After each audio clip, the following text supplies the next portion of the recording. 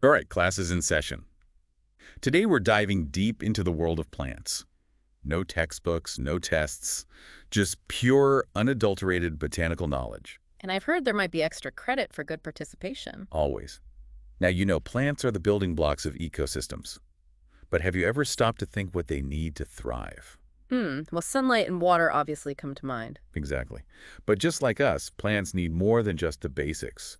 They crave a balanced diet of essential nutrients, kind of like a plant-powered multivitamin. Okay, so what are we talking about here? What kind of vitamins do plants need? Well, think nitrogen, phosphorus, and potassium. These are the big players. And what happens if a plant is deficient in any of these nutrients? Does it get a plant cold? Because someone like that. Let's take nitrogen, for example. According to this research, a lack of nitrogen can cause stunted growth and yellowing leaves. It's like they lost their vibrant green glow. That makes sense. I've definitely seen some sad-looking plants with yellow leaves in my time. Exactly. And potassium is crucial for building strength and disease resistance. Without enough potassium, plants become weak and susceptible to pests and diseases. So it really is about balance, just like a healthy diet for us. Precisely. Now let's talk about where these essential nutrients come from. The incredible world of soil. Soil. You mean that brown stuff under our feet? Yes, but it's so much more than just dirt. Soil is a complex ecosystem teeming with life. Think of it like a bustling city with diverse neighborhoods of rock particles, decomposed organic matter called humus, and a whole community of living organisms. Wow, I never realized soil was so lively. Right, and get this. The total mass of organisms living in the soil under a meadow is actually greater than the mass of all the animals grazing above it. Wait, seriously, there's more life under our feet than we can see. Absolutely. It's a reminder that there's a whole hidden world beneath the surface, and it's all connected to the plants we see above. That's fascinating. So how do these nutrients travel from the soil to the plant? Well, that brings us to the amazing world of nutrient cycles. Think of it like a never-ending relay race, where essential elements are constantly being passed from one part of the environment to another. Okay, a nutrient relay race. I'm listening. Let's start with a familiar one, the water cycle. Water evaporates, forms clouds, and falls back to Earth as precipitation. But what's really cool is that as water travels through this cycle, it picks up essential elements from the soil and atmosphere and carries them to plants. It's like a delivery service for plant nutrients. So the water cycle is more than just rain and clouds. It's a nutrient taxi service. Exactly. And then there's the nitrogen cycle. It's a bit more complex, but equally important. Okay, bring on the nitrogen knowledge. All right, so nitrogen gas makes up a whopping 78% of our atmosphere. Wow, that's a lot of nitrogen. Right. But here's the catch. Plants can't use nitrogen in its gaseous form. It needs to be converted into a form they can absorb. So who are the master chefs transforming this nitrogen into something plants can digest? Those would be the amazing nitrogen-fixing bacteria. They live in the soil and have this incredible ability to convert atmospheric nitrogen into a form that plants can actually use. Wow, so they're like tiny nitrogen chefs whipping up a delicious meal for plants. That's a great way to put it. And many of these nitrogen-fixing bacteria have a special partnership with plants. In the legume family, like beans and peas. Legumes, those are the plants with those little pods, right? Exactly. They have these little nodules on their roots where the nitrogen-fixing bacteria live. It's like a symbiotic apartment complex. The plants provide a home for the bacteria, and in return, the bacteria provide the plants with the nitrogen they need to grow. It's amazing how everything is connected. Plants helping bacteria, bacteria helping plants. It's like a perfect partnership. Absolutely. And we haven't even touched on the carbon cycle yet. Ooh, carbon. That's a big one these days. You bet. And plants play a starring role in this cycle, too. During photosynthesis, they absorb carbon dioxide from the atmosphere and release oxygen, which is, kind of important for us. Right. Plants are like the lungs of our planet. Exactly. And by absorbing carbon dioxide, plants act as carbon sinks. They store carbon in their tissues, which helps regulate Earth's climate. So they're like little carbon storage units, helping to combat climate change. Precisely. And we can't forget about the cycling of other essential minerals, Yeah. like phosphorus, calcium, and magnesium. They may not be as famous as nitrogen or carbon, but they're just as important for plant health. Okay, so we've got water, nitrogen, carbon, phosphorus, calcium, magnesium. Sounds like plants need a pretty diverse menu. They do. It's all about getting the right balance of nutrients, just like a healthy diet for us. Now ready to move on to the ultimate power source for plants. Bring it on! I'm ready for more plant-tastic knowledge. Okay, let's talk about sunshine. Sunshine. It's the fuel that powers the entire plant kingdom, right? Exactly. It's the driving force behind photosynthesis. the process that allows plants to convert light energy into chemical energy. And get this, less than 1% of the sunlight reaching Earth is actually used for photosynthesis, yet that tiny fraction fuels the production of tons of organic matter. That's incredible. Talk about efficiency. I've always wondered, though, how does the amount of sunlight affect plant life in different parts of the world? That's a great question. Think about it like this. Different plants have adapted to thrive in different light conditions. Just like some people prefer sunny beaches, while others love cozy, shaded forests. Makes sense. So a plant that thrives in the desert probably wouldn't do so well in a dense rainforest. Exactly. And we can actually see this play out across Canada. Take a look at this map. It shows the amount of sunlight or solar radiation different regions receive each year. You can see that the southern regions get a lot more sunshine than the northern areas. Okay, so British Columbia and southern Ontario are bathed in sunshine, while the northern territories get less. How does that impact the types of plants that grow in those areas? Well, in those sunny southern regions, you find lush forests filled with towering trees like Douglas firs and maples. They've got plenty of sunlight to fuel their growth. So they're soaking up all those rays and using that energy to reach for the sky. What about the northern areas with less sunlight? As you move north, the amount of sunlight decreases, and the growing season gets shorter. Plants have to adapt to cooler temperatures and make the most of the sunlight they do get. So what kind of plant superheroes can survive in those conditions? Well, in the prairies, you have vast grasslands, dominated by grasses and wildflowers. They're adapted to wide open spaces and shorter growing seasons. And as you venture further north into the boreal forest, you encounter a different kind of forest. The boreal forest with all those iconic evergreen trees. I love those. Me too. It's a magical place. But it's a challenging environment for plants. They have to be tough to survive those long, cold winters and shorter periods of sunlight. So how do they do it? What's their secret? Well, think about those classic evergreen trees like spruce, pine, and fir. They've developed some pretty cool adaptations. Their needle-like leaves help them conserve water and shed snow, while their dark green color allows them to absorb as much sunlight as possible. It's like they've got their own special winter gear, so even in those challenging environments, plants find a way to thrive. It's pretty amazing when you think about it. It is. Now that we've seen how sunlight powers plants and shapes ecosystems, let's zoom in and explore what these plant powerhouses are actually made of. Okay, I'm ready for a closer look. We know plants produce glucose through photosynthesis, but is that all there is to it? Not quite.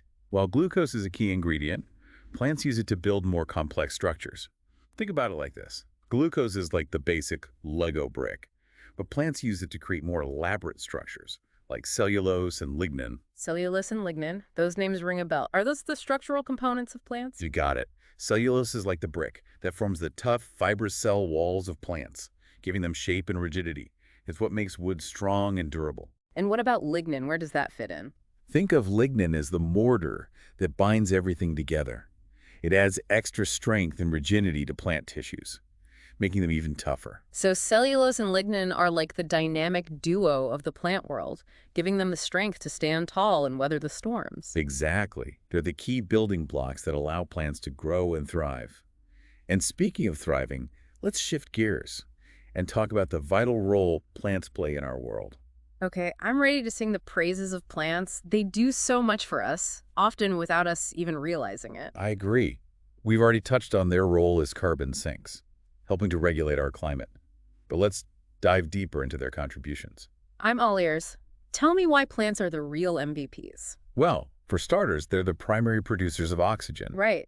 Through photosynthesis, they release the very air we breathe. It's like they're constantly replenishing our oxygen supply. Exactly. Without plants, we wouldn't be here. It's as simple as that. Wow, that's a powerful reminder of how much we depend on them. It is. And beyond oxygen production, they're also the foundation of our entire food chain. From the fruits and vegetables we eat to the grains that feed our livestock, plants provide us with the nourishment we need to survive. It's true. We literally wouldn't be here without them. They're the ultimate source of energy for almost all life on Earth. Absolutely. And let's not forget about their role in medicine. Many modern medicines are still derived from plants, and researchers continue to discover new plant-based compounds with potential therapeutic benefits. So they're not just keeping us alive, they're helping us heal too. Exactly. And beyond those essential roles, plants also regulate the water cycle, prevent soil erosion, and provide habitat for countless species. They're like the multitasking superheroes of the natural world. It's incredible how much they do for our planet and for us. It makes you realize how important it is to protect them. I agree. Now, remember those amazing nitrogen-fixing bacteria we talked about earlier?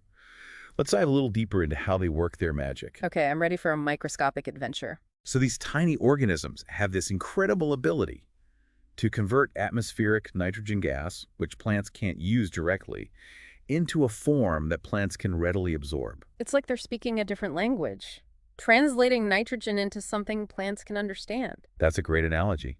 And this process of nitrogen fixation is crucial for plant growth because nitrogen is a key component of proteins, DNA, and other essential molecules. So without these nitrogen-fixing bacteria, plants wouldn't be able to build the proteins they need to thrive. Exactly. And remember how we talked about legumes? Having those little nodules on their roots? Yes, it's like a cozy little apartment complex for bacteria. Precisely. Well, those nodules are where the magic happens. That's where the nitrogen-fixing bacteria live and do their important work.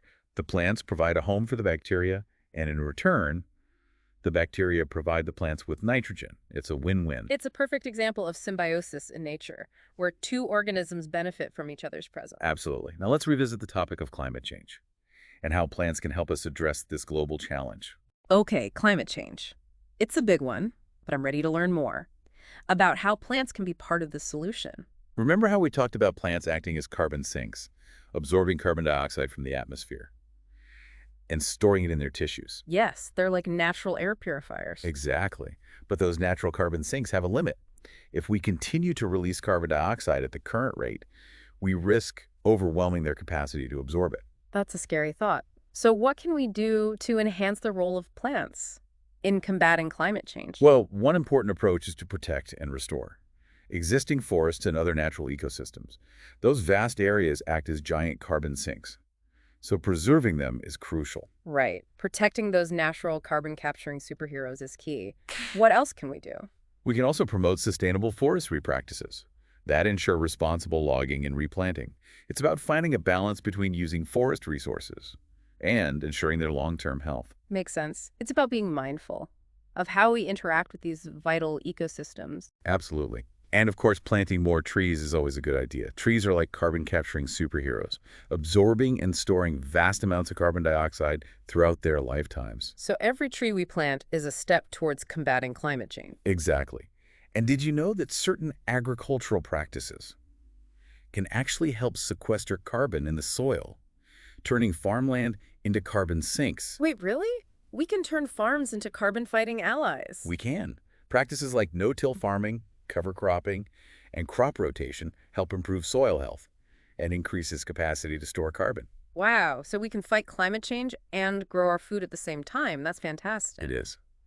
And by supporting these sustainable agriculture practices, we're not only combating climate change, but also promoting healthier soils, cleaner water, and more resilient ecosystems. It's a win-win for everyone, so it seems like plants hold the key to addressing many of the environmental challenges we're facing today. I think so. They're the foundation of our ecosystems and the unsung heroes that can help us create a more sustainable future. Absolutely. Okay, I have another question. We've talked about how plants have adapted to different environments, but tell me more about the amazing diversity of plant adaptations out there. You got it. Plants have evolved over millions of years to thrive in a wide range of environments, from scorching deserts to frigid tundras. So they're the ultimate survivalists. They are.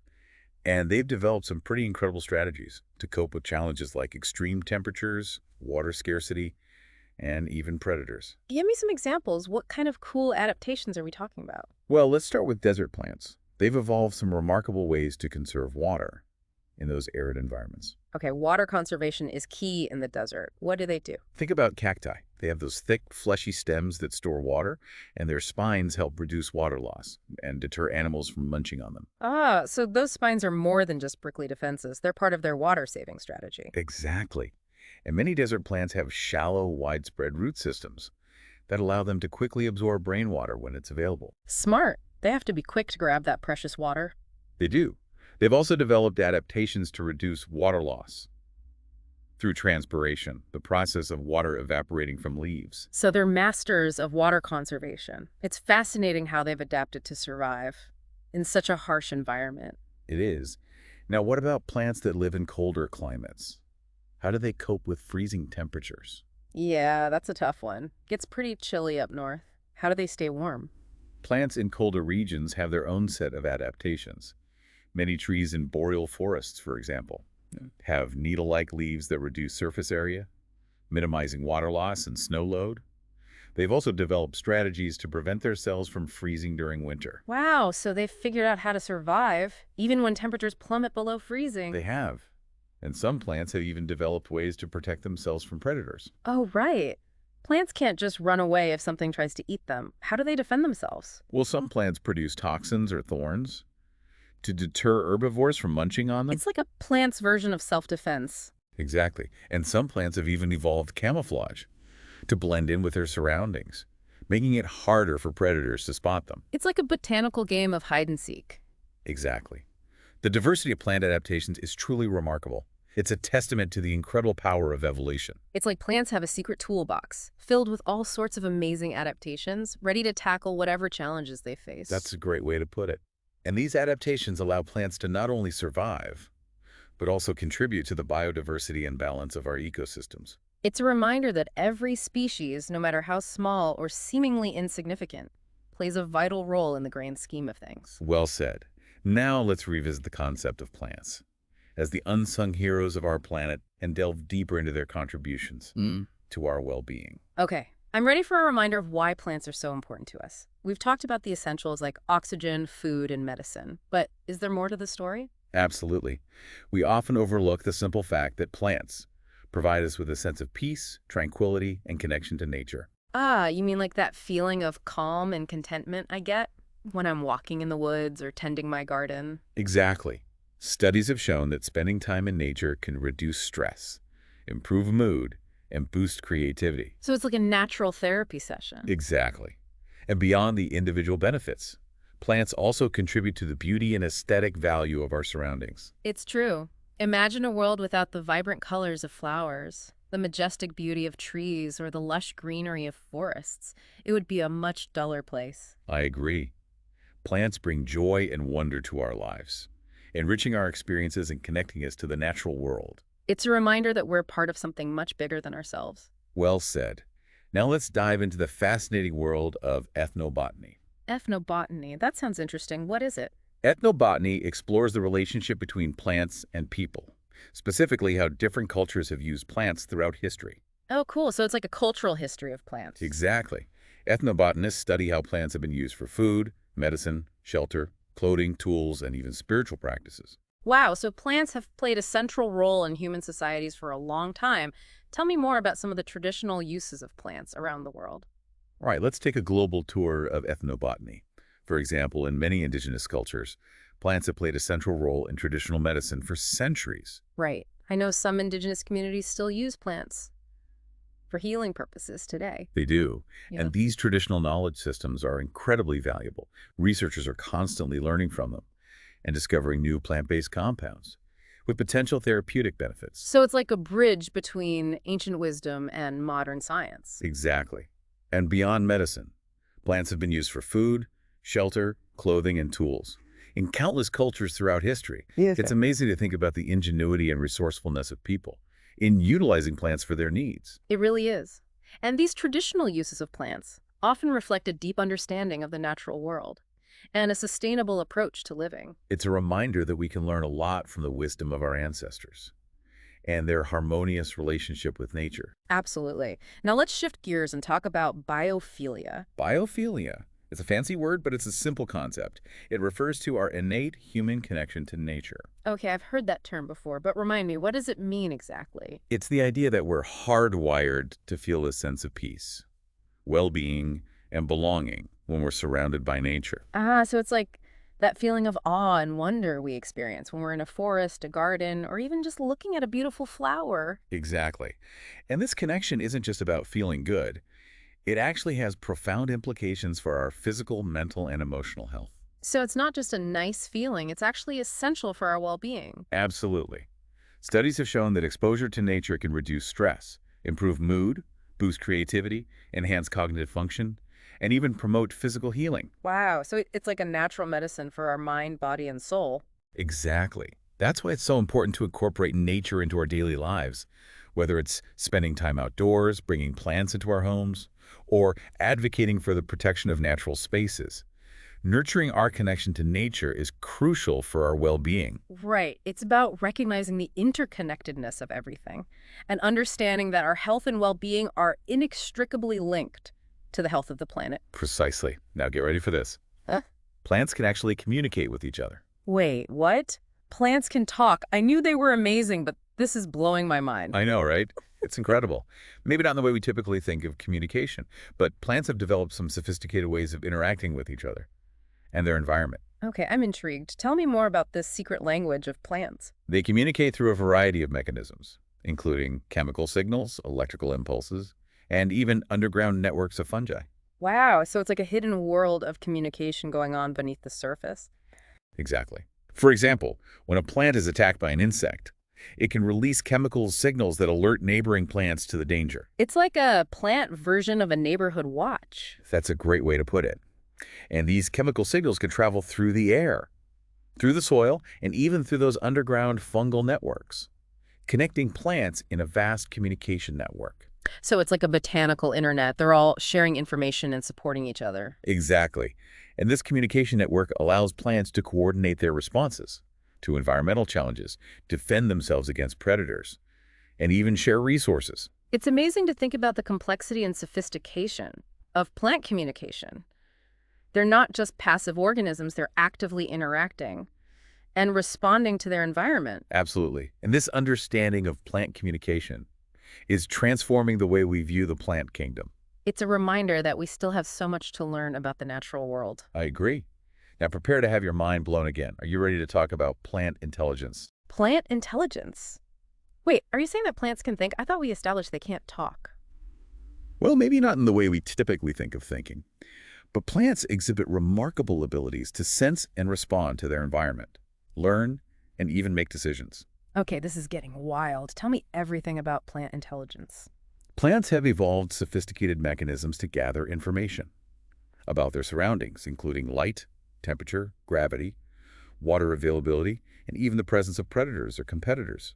They use this information to make decisions about growth, development, and resource allocation. So it's like they're constantly analyzing their environment, making strategic choices to maximize their survival. Exactly. For example, plants can sense the direction of light and grow towards it, a process known as phototropism. Oh, right, like when you have a houseplant and it starts leaning towards the window. That's a great example. And they can also sense gravity and make sure their roots grow downwards while their shoots grow upwards, which is known as gravitropism. Wow, so they're not just passively growing, they're actively responding to environmental cues. Precisely. And what's even more fascinating is that plants can learn from past experiences and adjust their behavior accordingly. Wait, so plants have memory? That's incredible. In a sense, yes. For example, a plant that has experienced drought conditions might develop a deeper root system to access water more effectively in the future. Wow, so they're constantly adapting and evolving. They're way more sophisticated than I ever imagined. They are.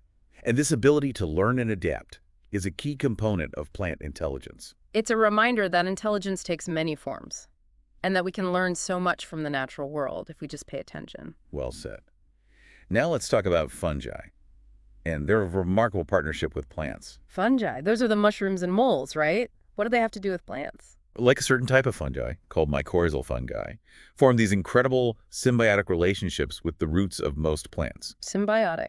You mean they work together? Exactly. They create a vast underground network that connects plants in a way that's often compared to the internet. Okay, I'm officially mind blown. Tell me more about this underground partnership. So these mycorrhizal fungi have these thread-like structures called hyphae that extend far beyond the reach of plant roots. So it's like giving plants an extra set of hands to reach out and grab nutrients. Exactly. These hyphae increase the surface area for nutrient and water absorption, which is a huge benefit for plants. Makes sense. Plants are all about soaking up those essential nutrients. They are. And in return for this nutrient boost, the plants provide the fungi with sugars produced during photosynthesis. It's a perfect example of a win-win partnership. It's amazing how everything in nature is connected. So these tiny fungi are playing a crucial role in the health and productivity of ecosystems. Absolutely. Mycorrhizal fungi enhance plant growth, improve soil structure, and increase resistance to drought and disease. They're essential for the functioning of forests, grasslands, and Wow. even agricultural systems. Wow, they're like the unsung heroes of the plant world, supporting life in countless They ways. truly are. And this understanding of the symbiotic relationship between plants and fungi is transforming the way we view agriculture and forestry. It's a reminder that we need to work with nature, not against it, to create more sustainable and resilient systems. Well said. Now let's talk about plant diversity. Plant diversity, so like all the different types of plants out there. Exactly. Our planet is home to an estimated 390,000 plant species, each with its own unique set of characteristics and adaptations. Wow, that's an incredible number. It's like a botanical treasure trove. It is. And this diversity of plant life is essential for the health and resilience of our ecosystems. Okay, I get that diversity is important, but why is plant diversity so crucial? Well, think about it like this. Diverse ecosystems are like well-balanced teams. They're more stable and productive, and they're better able to withstand disturbances like drought, disease, and climate change. So it's like a safety net for the planet. The more diverse our ecosystems are, the more resilient they'll be in the face of challenges. Exactly. And beyond that, plant diversity also provides us with a wider range of resources, from food and medicine to building materials, and inspiration for art and design. It's like a botanical library filled with endless possibilities. Precisely. Now, to understand the incredible diversity we see today, we need to go back in time and explore the fascinating world of plant evolution. Ooh, a time-traveling adventure. Sign me up. All right, let's journey back billions of years to the ancient oceans, where the story of plants begins. Okay, I'm ready to go way back. What did the first plants look like? Believe it or not, plants started out as simple single-celled algae floating in the water. Wow, so those tiny aquatic organisms were the ancestors of all land plants. That's amazing. It is. And over millions of years, they gradually evolved adaptations that allowed them to move from water to land. That's a huge transition. What kind of superpowers did they develop to survive on dry land? Well, they developed a waxy cuticle to prevent water loss, roots to anchor themselves in the soil and absorb water and nutrients, and a vascular system to transport water and sugars throughout their bodies. So they were becoming more complex and better equipped to survive the challenges of life on land. Exactly. And one of the most significant evolutionary milestones was the development of seeds. Seeds. Those are pretty important for plant reproduction, right? Absolutely. Seeds allowed plants to disperse their offspring more effectively and colonize new habitats. They also provided a protective casing for the developing embryo, increasing its chances of survival. It's like a plant's version of a baby carrier. That's a great analogy. And from those early seed-bearing plants, a whole diversity of plant life evolved, including ferns, conifers, and flowering plants. Wow, so the plant kingdom we see today is the result of billions of years of evolution and adaptation. It is, and this evolutionary journey is still ongoing. Plants continue to adapt to changing environments, ensuring their survival and the continued diversity of life on Earth. That's incredible. It makes you realize how resilient and adaptable life truly is. It does. But as we've seen, plant diversity is facing a lot of threats in the modern world. Right, we talked about the importance of conserving plant diversity, but what are the biggest threats they're facing today? Well, one of the biggest threats is habitat loss, due to human activities like deforestation, urbanization, and agriculture. As we expand our footprint on the planet, we're encroaching on natural habitats, pushing many plant species to the brink of extinction. It's like we're squeezing them out of their homes. Exactly. And another major threat is climate change. Rising temperatures, altered precipitation patterns, and extreme weather events are putting immense pressure on plant populations worldwide. It's like we're throwing a whole bunch of challenges at them at once. We are. And we can't forget about invasive species, pollution, and unsustainable harvesting practices. All of these factors are contributing to the decline of plant diversity. It's a pretty daunting list of threats, so what can we do to protect plants and ensure their survival? It's a multifaceted problem that requires a multifaceted solution. We need to protect and restore natural habitats, reduce our carbon footprint, support sustainable agriculture and forestry practices, combat invasive species, and raise awareness about the importance of plant conservation. It's a team effort. Right.